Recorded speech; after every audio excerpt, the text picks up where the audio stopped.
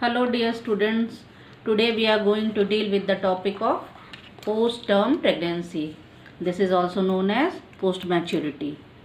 So before knowing the term post-term pregnancy, first we have to understand what is term pregnancy, what does the meaning of term pregnancy. As we all know, the pregnancy is of full up to 42 weeks. So 37 to 42 weeks is called the word term. So of course, if the pregnancy overruns the uh, 42 weeks, it is post-term pregnancy. So by definition, there is no concise definition, but yeah, of course,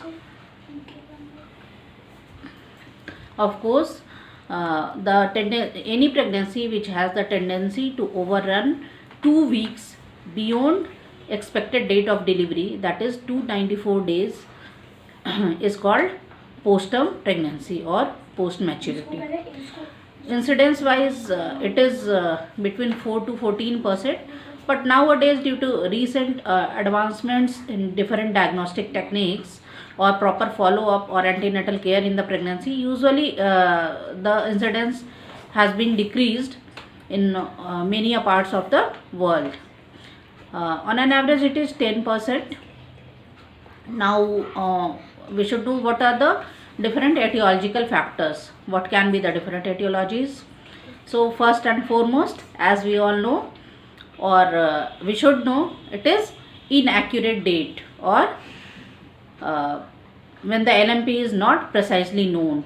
The female has conceived in the period of lactational amenorrhea or after the withdrawal of contraceptives, or she might not be illiterate, might not be knowing the exact date. The second is hereditary, or can be biological variability, that means it runs in the families.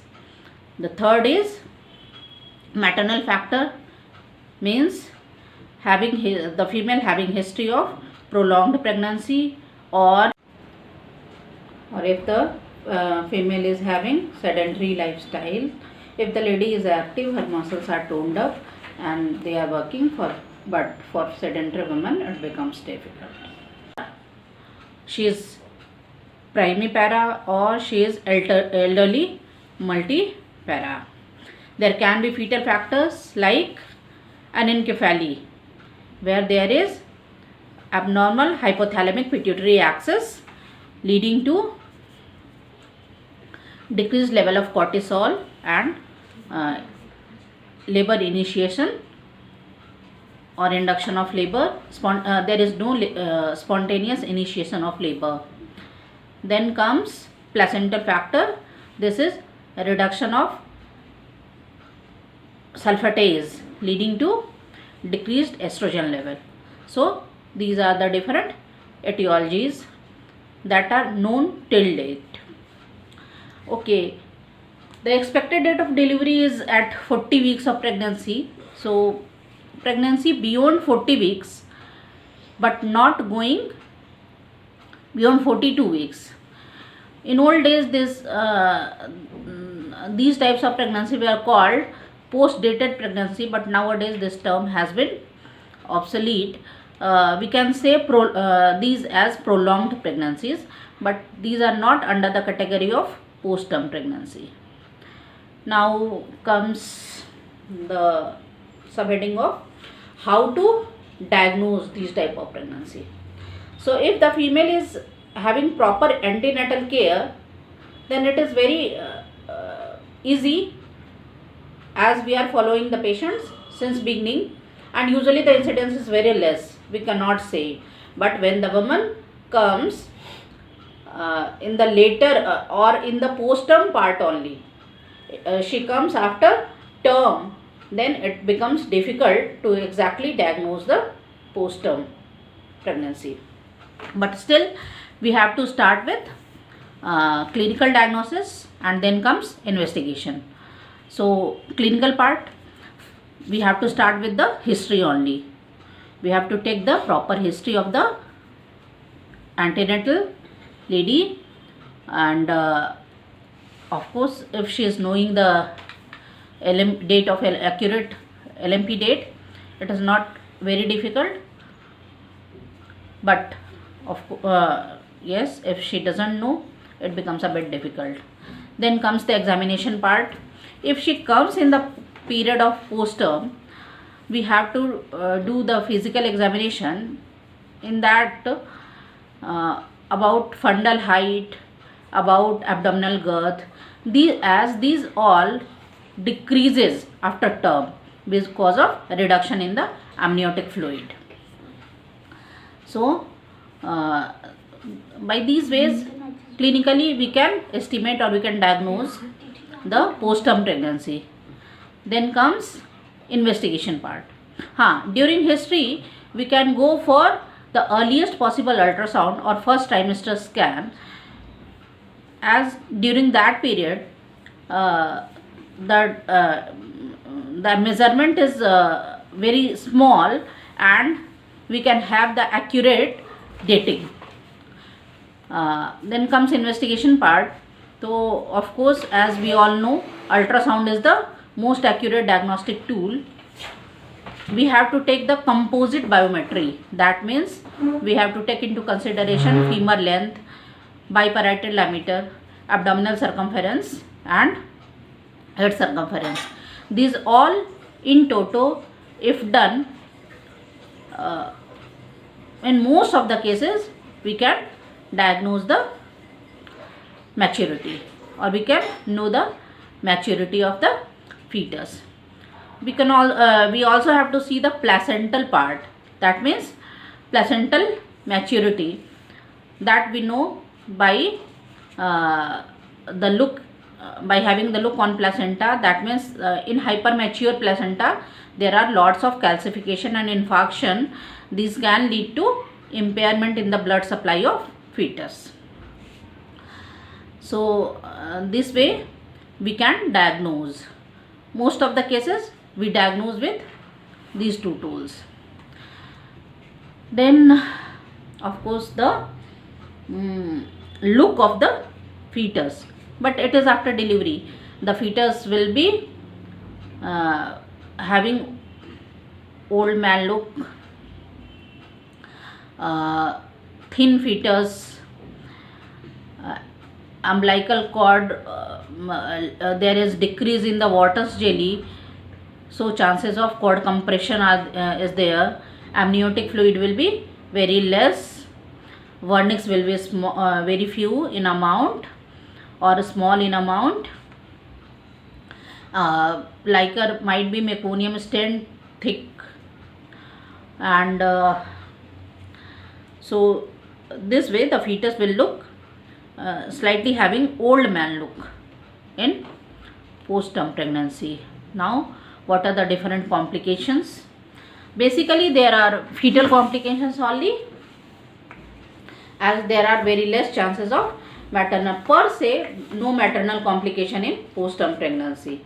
But of course, fetal complications are there.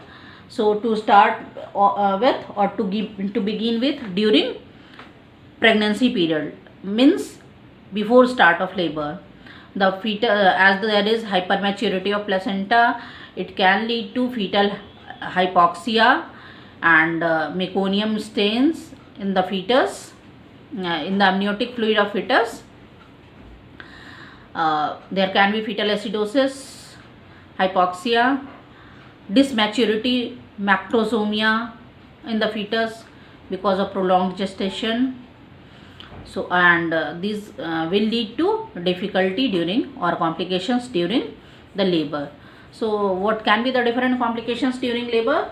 These complications can be fetal acidosis and hypoxia or anoxia. There can be cord compression. There can be meconium stent liquor leading to meconium aspiration syndrome and having complications because of that. There can be shoulder dystocia. There can be difficulties in conducting the labor, as there are chances of shoulder dystocia. Then what can be the different complications? Other different complications, oligohydramnios leading to cord compression. Then after delivery, the fetus will have meconium aspiration syndrome, can have meconium aspiration syndrome, pulmonary hypertension, then can be chemical pneumonitis, and hypocalcemia, hypoglycemia. These are the different complications to the newborn. So these are the different complications we are going to deal with the patient of postpartum pregnancy. So of course now we have to we have to minimize these complications, we have to diagnose at time, and we have to manage the pregnancy. So we have to do the management part. So if the mother or if the pregnant lady comes to us and this is uncomplicated means the mother is not having any additional medical problem, she is not having preeclampsia, gestational diabetes or diabetes mellitus per se, heart disease or anything else, and modified biophysical profile is within limits.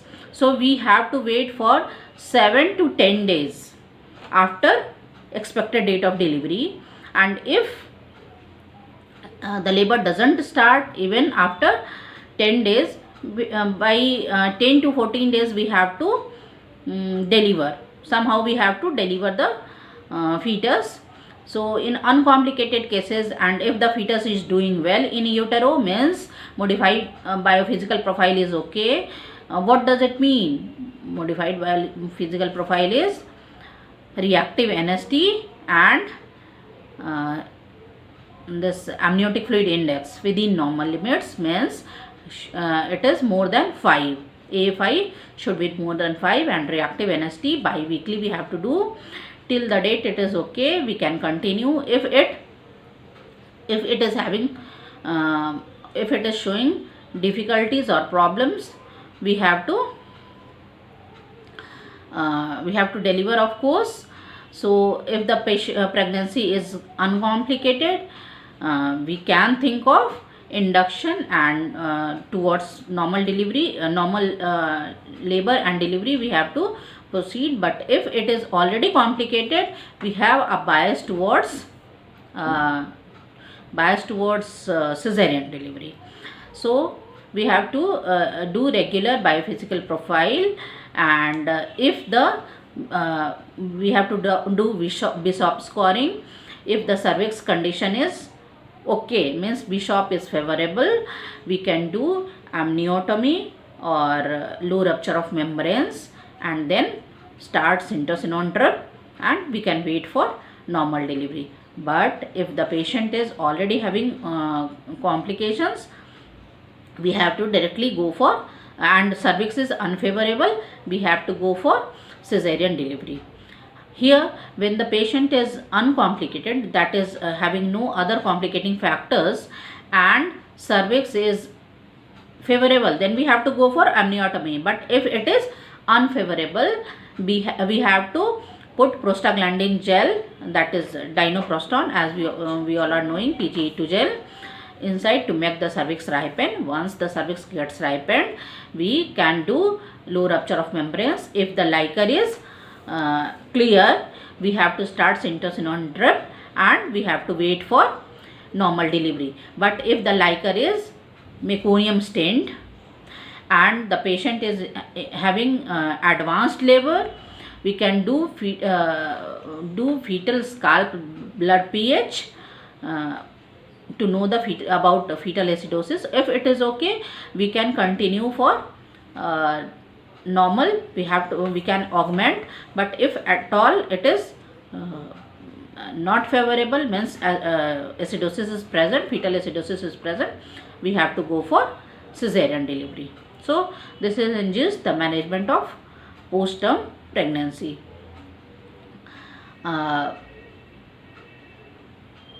For all clinical purposes, usually if the patient is having proper antenatal care or even if she is not having proper, but if still she is having antenatal care, usually the pregnancy doesn't run 1 week beyond 40 weeks, means beyond expected date of delivery, and somehow we manage it, we monitor it, and we try to deliver the patient by 41 weeks. But of course, if the patient comes to you in the postterm period only, or having not even a single antenatal care, then of course it becomes difficult, and we have to manage the patients. Okay, so if you are having any problem, any question, you can ask me. I'm there to give you the answers. So this was the topic of postterm pregnancy.